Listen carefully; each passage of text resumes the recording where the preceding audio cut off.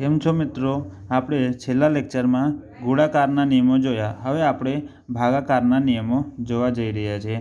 હવે ભાગાકારના નિયમમાં સૌથી પહેલાં આપણે પહેલો નિયમ લઈએ તો એમાં શું હોય છે, જેમ કે આપણે એક્સની ઘાત એમ છેદમાં એક્સની ઘાત એન હોય તો તમે શું લખી શકો?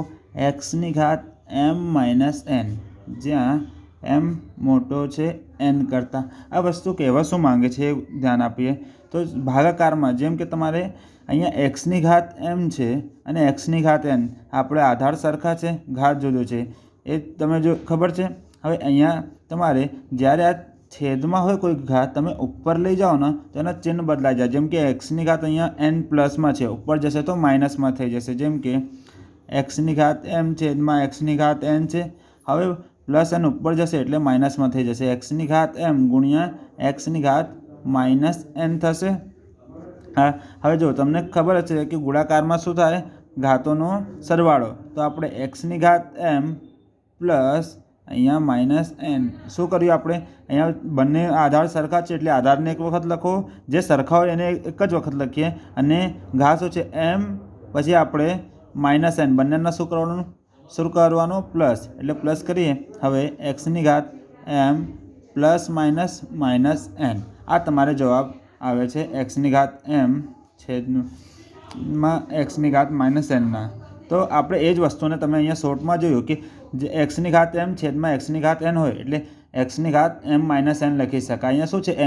એમ જે છે એ મોટી સંખ્યા છે અને એન જે છે નાની સંખ્યા. તમને ખબર છે નાના માણસોને મોટા માણસો પાસે જવું જ પડે છે. આપણે જોઈએ તો જેમ કે તમે ઉદાહરણ લઈએ તો એક્ઝામ્પલ તરીકે જોઈ લઈએ તો પહેલાં છે તમારે 4/7 છેદમાં 4/3. આ જોઈએ. હવે આમાં તમને ખબર છે મોટી ઘાત કઈ છે? 7 છે, એટલે નાની ઘાતને મોટી ઘાત પાસે લઈ જવું પડશે તમારે. તો 4ની ઘાત, હવે 7 છે, હવે ડાયરેક્ટ તમે શું કરી શકો? 3ને અહીંયાથી બાદ કરી શકો, -3. તો 4ની ઘાત 7માંથી 3 જશે એટલે 4. આ તમારો જવાબ. 4ની ઘાત 7 - 3 કરી એટલે 4ની ઘાત 4 આવી જશે. હવે બીજા ઉદાહરણ જોઈએ તમે તો 8ની ઘાત 6 છેદમાં અહીંયા 8ની ઘાત 2. હવે મોટી ઘાત ક્યાં છે? ઉપર છે 6, એટલે નાની ઘાતને તમારે મોટી ઘાત પાસે લઈ જવું પડે. એટલે 8ની ઘાત 6 - 2 શું થશે? 8ની ઘાત 4. સારું, આ તમારો જવાબ. હવે આપણે બીજા નિયમ પર જઈએ. આ જ નિયમમાં જ્યારે જો અહીંયા એમ મોટા છે એન કરતાં, જો એક વસ્તુ તમને કહું તો જેની સામે મોઢું ખુલ્લું હોય ને એ સંખ્યા તમારી મોટી હોય. જેમ કે અહીંયા એમ સામે મોઢું ખુલ્લું હતું એટલે એમ મોટો હતો. હવે આપણે શું જોઈએ કે ધારો કે એન મોટું હોય ત્યારે શું થશે? તો એમાં જોઈએ તો આપણે એ જ લઈએ તો એક્સની ઘાત એમ છેદમાં એક્સની ઘાત એન છે ને, તો અહીંયા આપણે 1 છેદમાં એક્સની ઘાત એમ માઇનસ એન લખી શકાય, જ્યાં એન મોટો છે એમ કરતાં. હવે આને તમારે ઉદાહરણમાં જોઈશું તો ખબર પડી જશે કે શું કહેવા માગું છું. જેમ કે અહીંયા જે એન છે એ મોટો છે એમ કરતાં ઉદાહરણ લઈએ તો આપણે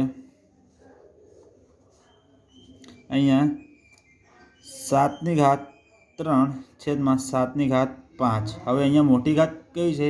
તો 7ની ઘાત 5 જે છે એ તમારી મોટી ઘાત છે. તો નાની ઘાતને આપણે શું કરવાનું? મોટી ઘાત પાસે લઈ આવશો તો શું થશે? આપણે ઉપર કશું નહીં એટલે 1 છેદમાં બંનેમાં 7 સરખા છે, જે સરખા હોય એને એક જ વખત લખવાનું. હવે 5 - 3, 5માંથી 3 જશે એટલે 1 છેદમાં 7ની ઘાત 2. આ તમારો જવાબ. હવે આપણે બીજા જોઈએ તો હવે અહીંયા તમે પીની ઘાત 6 અને પીની ઘાત 12. સારું, આ ઉદાહરણ તરીકે આપણે જોયું તો અહીંયા પીની ઘાત 6 છે અને પીની ઘાત 12 છે. હવે તમને અહીંયા ખબર પડી જશે કે મોટી ઘાત કઈ છે? તો આ જે 12 છે પીની ઘાત 12 એ મોટી ઘાત છે, એટલે નાની ઘાતને મોટી ઘાત પાસે તમારે લઈ જવું પડશે.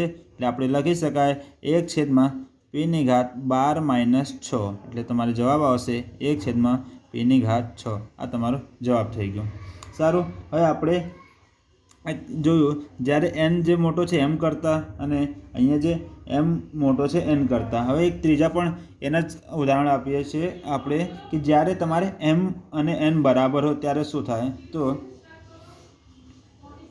જ્યારે આ તમારે ખાલી લખી દઉં છું કે અહીંયા જ્યારે ધારો કે તમારે એમ બરાબર છે એન કરતાં, તો તમારે શું લખવાનું, એક્સની ઘાત એમ છેદમાં એક્સની ઘાત એન બરાબર એક્સની ઘાત એમ માઇનસ એન બરાબર શું આવશે, 1 આવશે. કેવી રીતે, તો અહીંયા તમારો એમ બરાબર એન છે, તમે એન બરાબર એમ લખી શકો કાં તો એમ બરાબર એન, બંને ચાલે. હવે તમે એમ બરાબર એન છે એટલે તમે શું કરો, એનની જગ્યા તમે શું લખી શકો, એમ લખી શકો. તો આપણે એનની જગ્યા એમ લખીને જોઈએ તો એક્સની ઘાત એમ માઇનસ એમ એટલે શું આવશે, એક્સની ઘાત 0. હવે મેં તમને ઉપર જ કીધું હતું કે છેલ્લા લેક્ચરમાં કે આપણે કોઈની ઘાત 0 હોય એટલે જવાબ તમારો શું આવશે, 1 આવશે. સારું. હવે આપણે બીજા નિયમ પર જઈએ, ભાગાકારના બીજો નિયમ. તો એમાં જોઈશું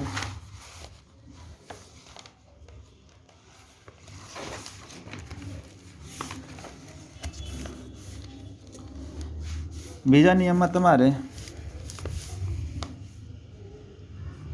હવે એક્સ છેદમાં વાયની ઘાત આપણે એમ હોય તો શું થાય. જો હવે આખા કૌંસની ઘાત એમ છે તો આ એમ ઘાત જે છે પહેલાં તમારે એક્સ ઉપર પણ આવશે અને વાય ઉપર પણ આવશે એટલે તમે લખી શકો એક્સની ઘાત એમ છેદમાં વાયની ઘાત એમ.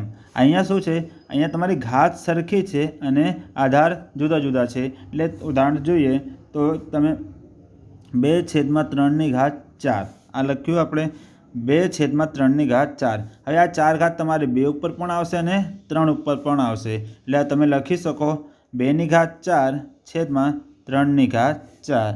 આ તમારે હવે આગળ જવાબ કરવો હોય તો જેટલી ઘાત હોય એ સંખ્યાને એટલી વખત તમારે લખી દેવાનું. હવે એના બીજા ઉદાહરણ પર જોઈએ તો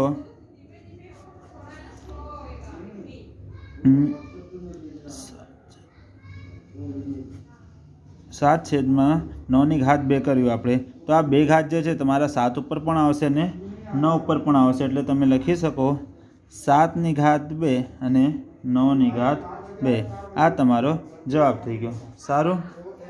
આજ માટે આટલું જ રાખીએ. આપણે આગળના લેક્ચરથી આપણે જે સ્વાધ્યાયના પ્રશ્નોના છે સવાલ જવાબ એ આપણે ગણીશું. સારું. Thank you.